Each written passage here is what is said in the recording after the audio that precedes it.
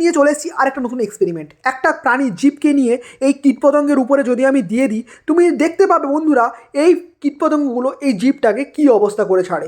লক্ষ্য করতে পারছো মাত্র কিছু সময়ের মধ্যে এই জীবটার পুরো দফা রফা করে ছাড়ছে। 5 দিন পরে যদি আমরা এটাকে টেস্ট করি, দেখো কি অবস্থা। সেখানে আরও কিছুদিন যদি এই জিনিসটাকে ফেলে রাখি, মাত্র 10 দিন পরে এর অবস্থা আর কিচ্ছু নেই, দেখতে পাচ্ছ। আর যদি একটা চিংড়িকে নিয়ে এই পোকাগুলোর সামনে রেখে দেওয়া যায়, কিছুক্ষণ পরে এই চিংড়িটার অবস্থা যে এই পোকাটা কি করে ছাড়বে সেগুলো তোমরা লক্ষ্য করো। মাত্র 53 ঘন্টা পরেই চিংড়িগুলোর ভিতরে সমস্ত অংশ এই পোকাগুলো খেয়ে পুরো সাফ করে দিয়েছে। একটা ডিমকে নিয়ে যদি এবারে এক্সপেরিমেন্টের মধ্যে রাখি, ডিমটাকেও খেয়ে কিছুক্ষণের মধ্যেই পুরো দফা রফা করে দিচ্ছে। 21 ঘন্টা সময়ের মধ্যেই এই ডিমটাকে প্রায় পুরো খেয়ে কমপ্লিট করে ফেলেছে। এই পোকাগুলো যে কত খতরনাক, কত ডেঞ্জারাস বন্ধুরা, তোমরা না দেখলে ভাবতে পারবে না। ঠিক আছে, এরপরে আরেকটা নতুন এক্সপেরিমেন্ট। একটা বেগুন নিয়ে চলে এসেছি। এই বেগুনটাকেও এর পোকাগুলোর সামনে দিলে বেগুনটাকেও খেয়ে এই পোকাগুলো পুরো সাফ করে দেবে। কোনো বিশেষ সময় লাগছে না, কিছু সময়ের মধ্যে পুরোপুরি সাফ। দেখতে পাচ্ছ বন্ধুরা এই পোকাগুলো কতটা ডেঞ্জারাস। দেখো শামুক নিয়ে যদি এবার এদের সামনে দেওয়া যায়, এরা সবই প্রায় খেয়ে সাফ করে দিচ্ছে। মানে এদের সামনে এক প্রকার যা আসবে তা খেয়ে পুরো সাদা করে দেবে। বন্ধুরা লক্ষ্য করে দেখতে পাচ্ছ মাত্র 111 ঘন্টার মধ্যে পুরোপুরি সব কিছু সাফ। এবার আমরা একটা মটনের পিস নিয়ে যদি চলে আসি, সেই মটন পিসটাকে দেখো কিছু সময়ের মধ্যে এই পোকাগুটা খেয়ে কি করে ছাড়ে।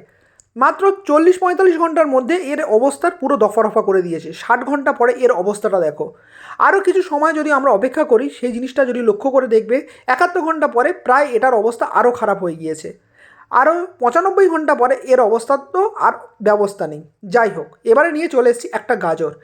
কিছুক্ষণ সময় নেব, দেখবো এই গাজরটার কি অবস্থা করে ছাড়ে পোকাগুলো। কিছু সময় পরে দেখো মাত্র 18 ঘন্টা সময় পরে এর অবস্থা পুরো খারাপ করে নিয়েছে। এবার আমরা নিয়ে আসবো একটা সবথেকে ঝাল চিপস। এই চিপসটা তোমরা সবাই দেখেছো। এই ঝাল চিপসেরও কোনো ব্যবস্থা এরা রাখবে না, পুরোপুরি খেয়ে সাফ করে ফেলবে। দেখো কিছু সময় পরে এই চিপসটার ভিতরে এত ঝাল স্পাইসি একটা চিপস, সেটা পর্যন্ত খেয়ে সাফ করে দিয়েছে। দেখতে পাচ্ছ তো। আরও একটা মাংসের টুকরো নিয়ে চলে এসেছি এই পোকাগুলোর সামনে। কিছু সময় পরে এই মাংসের টুকরোটারও কোনো ব্যবস্থা নেই। বন্ধুরা এই পোকা কত ডেঞ্জারাস হতে পারে তোমরা ভাবতেই পারছো। যদি এই পোকাগুলো আমাদের শরীরের উপরে যদি চলে আসে, তাহলে আমাদের শরীরটা কিছুক্ষণের মধ্যে খেয়ে সাফ করে দেবে আশা করব। যা পাচ্ছে এই পোকাগুলো সবই খেয়ে নিচ্ছে। সে শাক পাতা হোক বা ঘাস হোক বা বেগুন বলো, যাই বলো না কেন, কিচ্ছু রাখছে না, সবই খেয়ে একেবারে সাফ করে ফেলছে। দেখো এবার একটা মাশরুমকে নিয়েও যদি এদের উপরে ফেলে দেওয়া যায়, মাশরুমটারও অবস্থার কোনো ব্যবস্থা নেই, পুরো দফা রফা করে ছাড়ছে।